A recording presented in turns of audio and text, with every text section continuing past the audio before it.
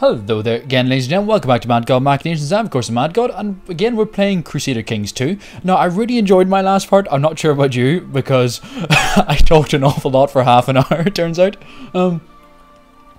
Still drinking away. But, yeah, I was really enjoying it. And last time we got started for the Dodgam Dynasty, trying to take over all the world, starting with Ireland. And I also had a bit of sound problems. I don't know what's up with it. It just occasionally decides, you know what, I don't really feel like working anymore. I'm just going to stop now. And it's kind of annoying, because I was in the middle of talking, and then I look over to my screen and it says, your sound thingy has stopped. Oh, well. Sad face. So yeah, last time Scotland was kicking off, I got this little pop-up. I have fallen to the temptation of slothfulness. Oh no, there are things I have neglected in my castle, things that should have been done, but I postponed them. God have mercy on my soul. Alright, I'd rather lose 10 piety. I'm not a very prestigious king. That's what I'm going to up the top here. We have my money, which is not a lot. My prestige, which is -7. My piety, which is 11. And my demand size, which is currently 1 of 6. And that's how many things I have sort of in my territory. But yeah, so back on we go. Currently, I believe my wife is pregnant again. The whore. No, she's lovely. What is my opinion of her, I wonder? She doesn't like me overly that much. 15, and now I don't like her that much either, only 29 out of 100 of course. But yeah, we're doing okay. We've got a claim here now, so we're now messing up his life, trying to make sure that his vassals don't like him at all. Is there anything I can do with my vassals, however? Oh, I've had a daughter, and I shall call her, let's think of a cool name for my daughter. We shall call her Sasha, after the grey porn star. There we go. Yes, I am planning to name my daughters after porn stars, because porn stars are women too. Is that my yearly revenue? Or is that... See, I never actually, always forget. Tax per year. In theory, oh, it's per year. I don't make that much money, admittedly. I only one nation. I don't have a lot of tax coming in. Trade isn't really a big part of this game, unlike other Paradox interactive games such as Europa Universalis 3, which I also own. It's a completely different game, trust me on this one. Europa Universalis 4 coming out in 2013, near the tail end, unfortunately. What is England up to, I wonder? Just out of curiosity, let's see. No, come back. Defending against Harald Hardrada. It's hostile towards the King of Sweden for some reason. King of Sweden and... Oh no, he's helping the King of Sweden do something. Yeah, okay, so Sweden's having a rebellion.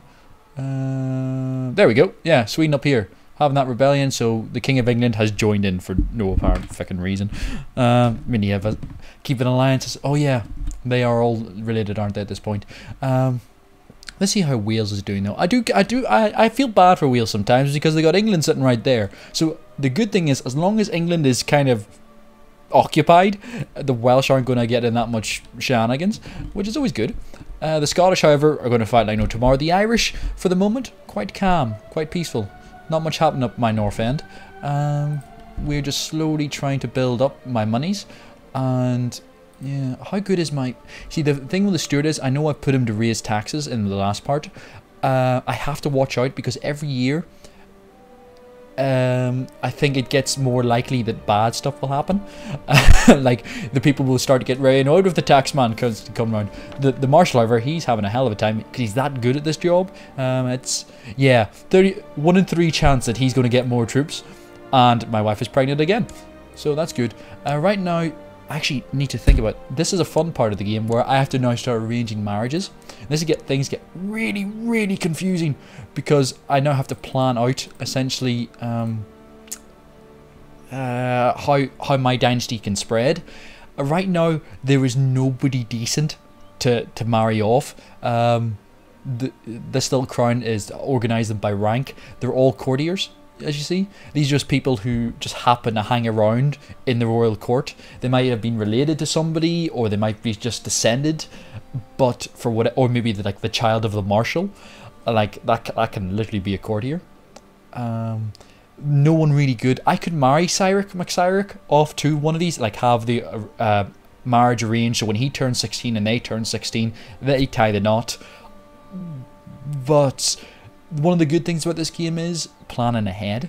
If I can find someone who might inherit, or who already has something, then their kids after that, it means my territory will enlarge naturally, like marrying the Duchess of Tuscany. If we had children and then I died, well then, and the mother died, then our child would have everything, which is a nice way to plan things. It does involve assassination sometimes to speed things up, but yeah. So there aren't any really good women going right now, but luckily I do have a daughter as well. We'll see if there's anyone decent for her. There is. I could marry off my child who isn't even 1 to the King of France, who's currently 17. He's a young fella.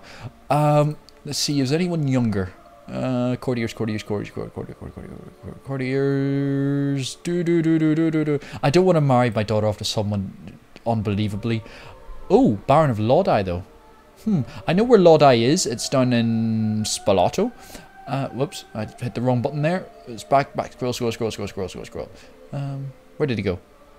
Ah, balls, I lost him. Yeah, baronies are like just really small, like a town essentially, like a holding within a territory. Not that powerful, not that good. Bertrand, the Duke of Provence, however, yeah. The problem is, with obviously the girls, if I marry off Sasha, Nixirik, that's how the women's names went back in those days, to somebody, she will, when she turns 16, she'll go to them, unless it's a matrilineal marriage, in which case any children will be born of my line. Since Sasha if Sasha was born first and I didn't know I was going to have a son, I could go for matrilineal marriage quite easy, because no one would expect me to sell off my heir to somebody else. It's just not really done. This way, however, if I marry off for somebody herself, their kids would just be separate line who would have a claim on my throne. Not always fun.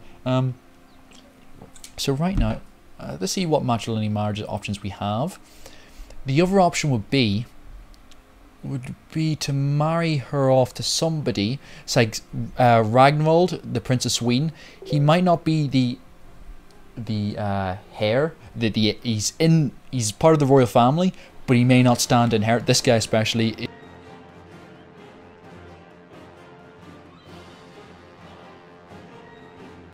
Awfully sorry about that. Somebody just sort of walked in the room, so I had to pause quite quickly. Yeah, my other option would be to marry her off to somebody else. Now, matrilineally, I could like start picking princes of Sweden.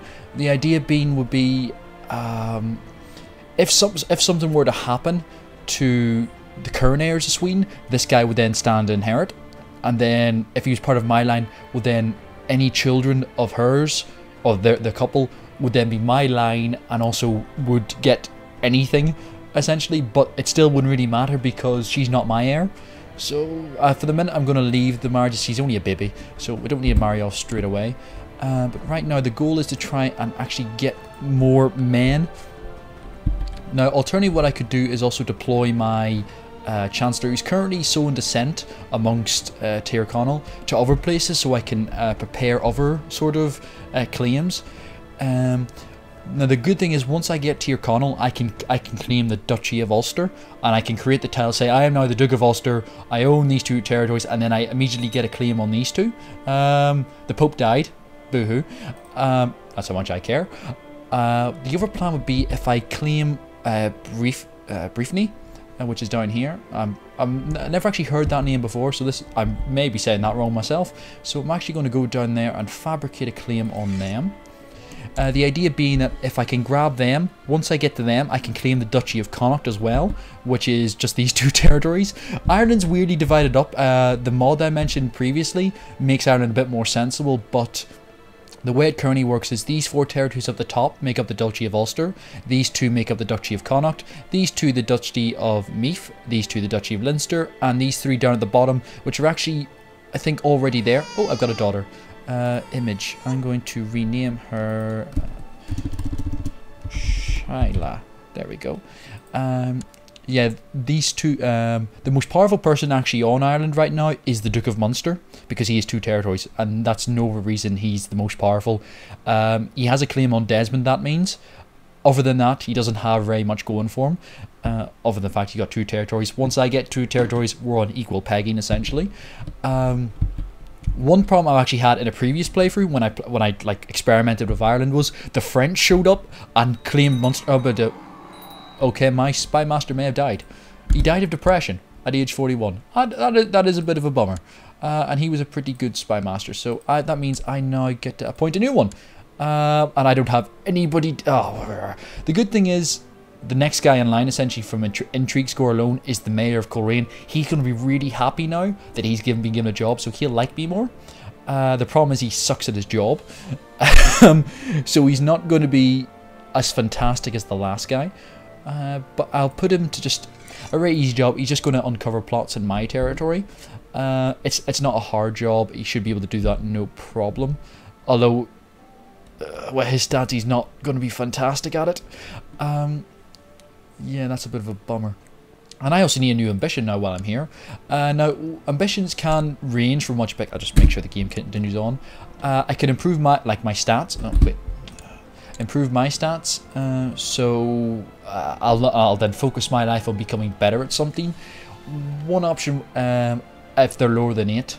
So right now, the only thing I have lower than it is my intrigue score. So I could say I want to do that and become better at that. Alternatively, I could become exalted amongst men, which is to do with my prestige, become a paragon of virtue, which is my piety, or I could amass wealth. I'm not going to focus on the wealth. I'm going to be dirt poor for a very long time being an Irish nation, because I just don't have the funds. Until I get a good few territories and a large income, I'm not going to have a lot of money. So I'm going to say I'm going to improve my intrigue. Once I improve my score, I get like a boost in prestige because I achieved something. Yes, I set an ambition and I achieved it, which is good. So we've got 3 kids, which is good. 1 son, which is really good, and that means because currently, as I mentioned previously, my laws of succession don't really favor me having more than 1 son. Right now, everything goes to my son, and that's it. If I have another son and I grab another territory, it's going to get a bit awkward. But that's just the way the system run at the time. Yeah, and these are my laws. I can change these. One thing I might actually do is feudal laws. Right now, this isn't really applicable to me. Feudal taxation. Because I don't have any other feudal, that's just me. I'm the only feudal lord there is in my domain. But once I get 2 territories, and if say there was another lord, I could then inflict taxes on them and then get a bit more money. Right now I don't need it, so it's set to nothing. So, and if I change the law, you know, vassals definitely don't like it when you start tweaking the laws. They like it the status quo unless you're making it better for them. How much more troops do I have now? I've got a few more troops, not many. I do not have many troops. I'm sort of reliant mainly on my own. Let's see actually how this guy's family is looking. Okay, this guy has 2 sons. Ooh, have fun with that. Now, what I could actually start doing is plotting to assassinate people and just make life really, really difficult. Alternatively, I could actually, like, looking through family, you can sort of find people. See that, like, this guy has 2 sons. In theory, I could marry off one of my daughters to one, like, his heir. What's his name? David Maku. Brilliant name. But the problem would be that once David inherited the title of Ulster, and if he had a child, he could then press my daughter's claim on the county of Tyrone. You never, ever, ever marry off your daughters to your neighbours. That's just one thing I've found. Generally, I will not marry any daughters to anyone within the British Isles. I don't care who, unless they can inherit me something. There is no way I'm going to do that, because it just means that somebody near you has you're giving them a claim, and it's not really good for your own security. That's one tip I'll give you. Now, as you see here, I still have the strong claim on Tyrone, which is cool. Apparently they had a public execution at some point. It says all about them, doesn't it? Oh, those Tyrconnell bastards, they're killing their own people. If they want to do that, that's fine. You know, it makes my life easier. It just means they're a bit more stable in just generally terms. You know, they're not going to revolt as much. You don't really get many revolts at this stage, again, at this stage of the game, because Ireland just doesn't have the power for it. There's just no one really to rebel against apart from your lord, and nobody really has the power. Wales can, however, as you see, they have a duchy already, the Duchy of Gwynedd, and also the Duchy of... That's a duchy for some reason. 1 second. It's a one territory duchy. How? Oh, there we go. Oh yeah, in theory that duchy can claim all that. Apparently she must have lost something at some stage. There's 2 duchies in Wales. I was just confused there for a minute. It's one territory. Keep this game running. You see, this is one of the downsides of having one territory. There's a lot of lull time. It's a lot of planning, just building up, building up. Admittedly, if there's a lot of build-up time, I will edit this. Don't worry, I'm not going to sort of leave you sitting here for 20 minutes just going, Jesus, would something happen already? Unless you really enjoy my voice, in which case you must be fapping like crazy right now. For anybody new to my channel, I don't really care what I say. Okay, use that as well. Oh shit, that cost me money. Okay, so right now I now have 2 strong claims on Briefny and Tyrone, which means I should probably now what can he do? What can he do? Who would be a good person to have as a friend? That's a question. England probably, but I don't really want to associate with the English. Aha, but it really no, fuck it, we'll just recall you for the moment. No, I don't care. Okay, see Ulster, as I mentioned previously, they're the stepping stone for Scotland. It's always nice to see who they have no allies, that's good. As people get allies, things get a bit sort of awkward because you could attack someone and then suddenly have the King of Castile, of Spain essentially, showing up going, hey, none of that now, and taking your territory, which is a bit of a bitch, frankly. Alternatively, the great thing about the Chancellor is, for larger places, you can actually start to mess with them. See, if I put sow descent,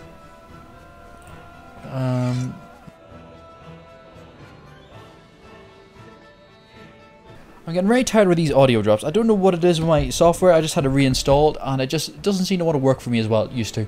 But yeah, I was saying the King of Steel could show up and just go, "Aye, what are you doing here?" Which would be really, really annoying for me, considering the King of Steel has more people. So what I'm going to do though is actually put my Chancellor in sow descent mode and send him down to Munster. The idea being that if I can mess up his relationship with the Earl of Ormond, his vassal, they'll start fighting each other. I'll just keep them weak. Or piss them off. Whichever one comes first, I don't really mind. What's my tax looking like? I'm making almost 1 a month. Almost. That's how bad the economy is at the start of the game for small people. Why is my prestige so... Oh yeah, taking those claims. Admittedly, the people around me didn't like the fact that I'm going to now claim, like I'm placing claims on them. But screw them. What are they going to do? How many can he actually raise? 258. So in theory, I can raise a lot more men already. Just initially, I have a bit of a boost. Maybe just being a bigger country, I don't know, or bigger county. But I can raise a few more men than they can. In theory, I couldn't win a war at the moment because although this red line says how much he could raise 258 men, I would beat that. His garrison is 225 men, which means I would need at least 225 men to come out of the fight with his army to siege, and it would take forever at that level. There is a way to hire mercenaries in this game. However, I just organise them by cost, cheapest first. I would need at least 75 gold to hire some mercenaries, and then they cost £6 gold, 75 months. Some would cost a bit cheaper. It's really about getting the best deal. So this one's here. There's a York mercenary group called the Saxon Band, which I could essentially hire, have them come over, fight for me. There's 1,500 men. That's enough to crush anybody over here, but I would need to have a good reserve of money ready to go. The other theory is to build up my finances to the stage where I can start to upgrade things in my province. Such as I mentioned, the Wooden Palisade, which would immediately give me a bit more men, a bit more tax, and a bit stronger defense. These people also, as they make more money, as you see the place of Coleraine, they've raised a bit more taxes. They've got what I need, so they would raise a few more men, which is good, but I don't have access to all his men yet, which sucks. Now, one thing I could do, in theory, vassals, I'm just clicking through everywhere. Is he married? He isn't married. He's 41 years old. If I go into my court, what I can do is I can see who's all in there. There's actually the really awkward way to do. There's a much more awkward way to do things like this. If I go into the characters, search my realm for people, and organize them by motivation. Here is all the people essentially within my realm. More troops, hooray! A lot of people here want to get married. They want to have someone in their lives. What I can now do is actually start arranging marriages with myself to make people like me that little bit more. I just need to see who wants what really. Alright, I have... My wife wants to become Spy Master apparently. Well played to her. It's always nice to have a career goal in mind. I have one free woman right now. In that, that's Annabella, who just happens to be there, it looks like. Is there anybody else? Oh, there's Nuala as well, 33 years old. So there's a few people that I could, in theory, marry. So what I'm going to do is bring up the... Sometimes this gets really awkward. I forget where I'm going, and then it's like, I want to arrange a marriage with you. So he's all on his own. He doesn't have anybody in his court. But what I can do is marry. Annabella is the only person who's still around. She's 22 years old, so she is of childbearing age, and he is the house. He's going to like me a bit more. She's going to like me as well because she already likes me a little bit. I don't really care for her that much. Apparently, she's minus 32 in my book. So what I'm going to do is marry her. There we go. And 1, 2, 2. There we go. So they got married. She left my court.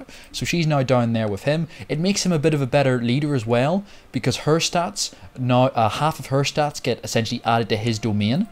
Which means, yeah, he's got some more stuff down there. He's doing, or is it? It's not added directly, is it? 6, 7. No, it's... I don't know how exactly it works out, but it works out. He gets a boost in some stats. It makes him a better leader. It makes him like me a bit more, which means more troops. More troops means more chance, more power. Yay. So what I will now do is go see who else wants to get married. Court chaplain, steward. Is the bishop married? I wondered. No, he's not. Yeah. What I could then do is just start arranging marriages with people. One good thing about that is it's a fantastic way to steal talent. If there's people over there, if you have a lot of women or you can like lure men over by offering matrilineal marriage. Alternatively, Tyrone, who I don't like, I'm planning to take his, I'm trying to take his territory off him. I can still arrange marriages with him. He doesn't like me that much. Now the problem with that is that means he might come and attack me. But I can see who he has. He has a 21-year-old courtier. Fantastic. I have people who want to get married. So I can actually boost how much they like me. So who would be a good match? My marshal. So I'm going to get my marshal married. So I'll see if he's up for that. And now I'm going to start taking people. It'll limit how much he can grow, how many kids he'll have, how much new talent will just be born. And it means more people work for me, which means I could get better people. So I'll see Oriel. Do they have anybody interesting as well? Another Aiblin. These people are kicking off everywhere. There's a 23-year-old. And I have just Andal. He doesn't have a job, but he wants one. So, no. Alright, he's just a low-born guy who just happens to be there. No. Not interested. No. No. Alright, she's a bit of a bitch. Fuck her. We'll go to Ulster. We'll see if we can see who Ulster have kicking around. Ooh, new thing. Tell him I'm busy. I need to go hunting right now. Oh, bishop. That's what I need. The bishop apparently will like it if I go falconing. I am not one to judge.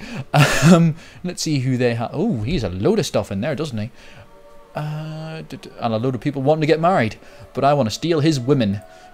I'm stealing all the women folk. All the women folk belong to me. There we go. Now, one also reason I'm doing this is if you can invite people to... Oops. My microphone and everything fell off me. No. it brings me a bit of diplomatic relationships with people. It also oh, yay! I've achieved my ambition. So that's that. It's a bit more prestige. Makes me a bit more. I'm cool. I don't really need a new ambition right now. There's nothing really I want to do. Oh, but I can start building, which is good. There we go. Now I've essentially just spent all my gold on that. Oh, and my child. Now this is another thing. Tutoring. A child needs a proper guardian. Oh.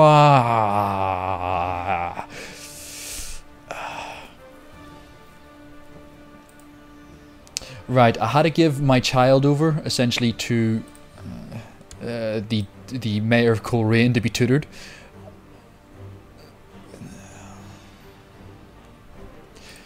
Which is annoying, because that means now my child's being tutored by this guy who is lustful like me. What is he like actually? Because a lot of their stats is how they will do things. He's a skilled tactician, which isn't exactly a bad trait to have my son learn, if he can. He's gregarious, that's a good one, good diplomacy, ambitious. Ambitious is a very annoying trait in the game, in that it gives you a ton of... If you get ambitious, well done to you. If anyone below you has ambitious, watch your back, because then they are going to come for you. Let's see. Really the only thing getting me right now is a short reign, but he's liking me more, which has got me access to a lot more troops, and the bishop likes me now. So I have now got access to almost 360 troops. It's a nice little boost. I'm making a bit more money. It's actually, what are my taxes like? I keep forgetting where to go for things. It's annoyingly annoying. Vassals, tax. Right, they're all paying me taxes now, which is fantastic. The fact that new pope came in is really playing in my hands, because bishops generally don't like new popes. They like the old pope better. They had those arrangements, those, you know, wink wink nudge nudge. Let's not go into these jokes too far. But yeah, they like me now, so he's paying me money, and all his troops will come to me now. The only reason the bishop doesn't really have... Oh, yep, and children are being born now in my court, which is good to see. Which gives me more people to marry off, blah, blah, blah, blah, blah. So I'm now getting more money, which means I'm up to, yeah, over 1 a month, which is good to have, frankly. Sometimes your economy at this stage is just going to be so low. But I to hell?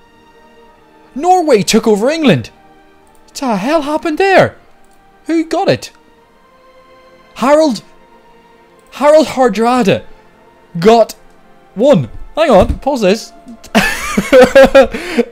No, as history goes, many of you may be aware, William the Conqueror is famously won and took over England, and it was the rise of the Normans, who then would take over a lot of stuff, even came to Ireland and rocked that boat. But instead, Harold Godwin, beaten. William the Conqueror, beaten. William the Conqueror is now a duke. Whereas, what happened to Godwin? Godwin may have been killed, it looks like. That's brilliant. Yeah, so instead Harold Hardrada, the Norwegian king, took everything, which now is fantastic, because that now means it changes the shift of the game. Now normally England would have its own designs. Norway though has so many different other interests now. It's going to be interested in Sweden and Scandinavia, which England would never have any real hold on, so they would never be looking that direction. Norway also has Iceland, they've taken that. They have that Scottish territory as well, which means Scotland and Scandinavia and France are now anywhere east. Not me, essentially. That's the critical factor. Not me at the moment. But that's brilliant. If Norway can hold that, brilliant. That marshal is kicking ass up there. Actually, I should actually look at this guy's family, see who he's got. He's still at war, I think. Oh, I could have married somebody. No. If my wife happens to die or have an accident, well, nah. Right, he's got a pretty... Oh, he's got a very secure succession. Oh, well played to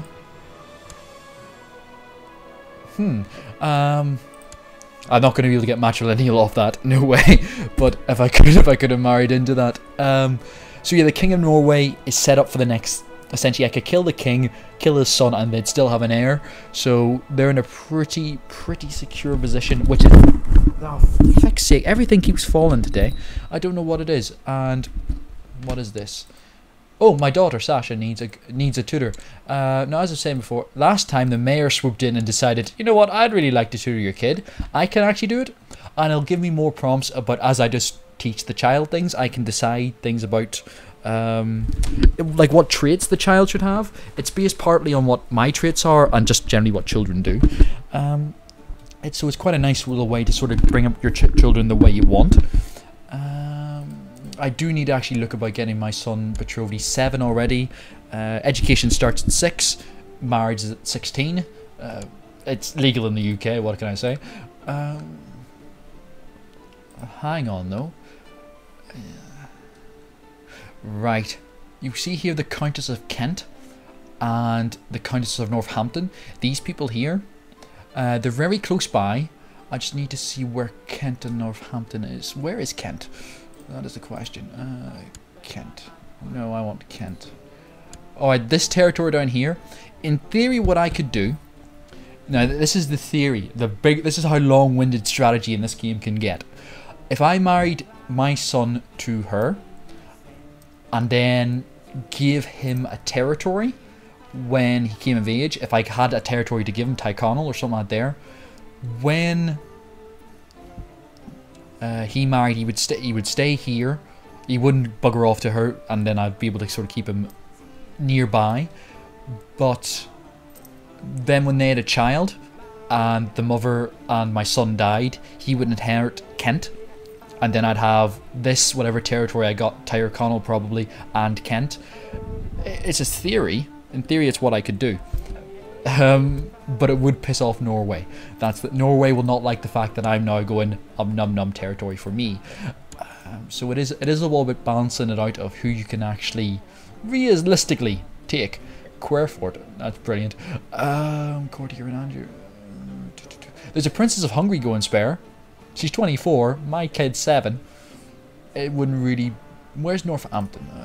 I'd rather something a bit closer that I could realistically defend. She's at war? Cornwall? Why is she at war with Cornwall? Northampton's in there. It's an inland territory. There'd be no point in me taking Northampton or even trying for Northampton because I couldn't get. I'd have to march troops all the way down there to get there instead of just taking a boat. Well, I could take a boat, but it's not handy. So I will have to leave that for... I don't need to marry him off straight away. It's not a massive rush. It's just something that's nice to get sort of organised beforehand. My wife hasn't been pregnant in ages. I must say that much. She's wrathful now. I don't know what happened there. She's lustful as well. Well done. And slothful. Well done. So she's a lazy whore. It's potentially dangerous. If you have a wife that is lustful, she may sleep around. Or hedonist or stuff like that there. I haven't set technology. Bastard. Technology in this game, it's very slow. I will say that much. What you focus on can really sort of... yeah, I'm focusing on farming. I'm on noble customs. I don't know why. I want... I like to generally focus on what's going to finish quickly, because it'll give that little bit of a boost. But in theory, what I could also do is... She really liked me promoting religious customs, apparently. And siege equipment, something I'm very good at the moment, I believe. So, so if I can finish that off quickly, it means when I do go to siege, I will have that little bit of an advantage over my opponents. But yeah, in the council, I can't. They all have like the ability to boost up my research, which I may have to do. Study technology, because now we have the King of Norway. Go over there and study English technology. See, I could change my guy for the moment to actually, since I can't raise much more levies, I can change him into research mode, And generally, cultural tech never ever works quite well unless you have a really, really good chaplain. But now, just by tweaking them... oh! More gold. See, every so often that might happen. He's a decent... That's why I'm keeping him not in research mode. He could boost up my economy tech, but instead he gives me money. So, yay, money. I'm getting more levies. I don't like the fact that it's not showing me any... Damn it! He likes the Pope again better. Bloody Bishop, why don't you like me? Envious. Oh, he's envious. Oh, there's a dragon. Ah, there we go. No, that will not do. My daughter tried to be content, and I will not have that. But what I have now done is managed to get the relationship back with the people. Good. I need the money coming in. Yeah, I'm earning a bit more, earning a bit faster. Yep. Oh, a son with the weirdest name of all time. Okay, that's my second. What shall I call this dude? I will call him... what's a cool name? A cool Irish name. We'll call him Sean. There we go, Sean. I'm going to get the Irish tradition alive. Okay. I think, however, this part is going to be on way too longer than I thought it would be. So, thank you very much for watching, ladies and gentlemen. I've, of course, been the Madgod. It's been Madgod Machinations. This has been Crusader Kings 2 and the Dodgam Dynasty. Remember to leave a like if you enjoyed it. And if you have anything you want to talk about, put it in the comments. And I get more cultural flexibility. That is brilliant. So, I'll just pause that there. Thank you very much for watching, and bye-bye.